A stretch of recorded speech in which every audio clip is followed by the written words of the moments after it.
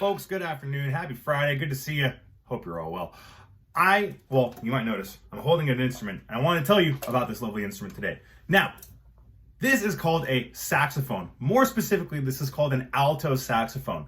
There are different sizes of saxophones, going from pretty small to about the size of your arm to pretty big to about the size of, well, you.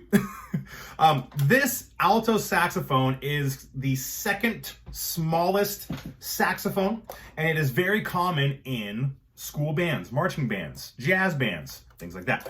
And so I wanted to talk a little bit about the saxophone. Now, the saxophone is in an instrument family called the woodwinds. More specifically, it's in an instrument family with reed instruments. Now, let me explain. Getting something off here really quick. This is a reed. There I am. And it's I have a little chunk taken out of it. You can see the very tip of it. This little piece of bamboo is slivered down and shaved down, and you actually blow across it to make it vibrate. The closest thing I can think about in terms of what it's similar to is when you take like a blade of grass and you put it between your thumbs and you blow between your thumbs. That blade of grass is vibrating. And the same thing is happening here. I'm blowing across this reed and I'm getting it to vibrate. That's how I make the noise. And then I change the notes using all these keys. All right? So. All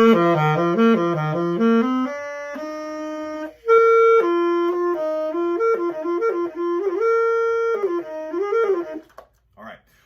I am not a fantastic saxophone player. I can play a little bit, but it's not my main instrument. So instead of me demoing it, I wanted to show you one of my favorite saxophone players. A gentleman named John Coltrane, considered possibly the greatest jazz saxophone player of all time.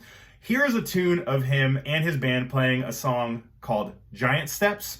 And it was popular in the early 1960s, actually late 1950s. But here's John Coltrane playing Giant Steps. Enjoy.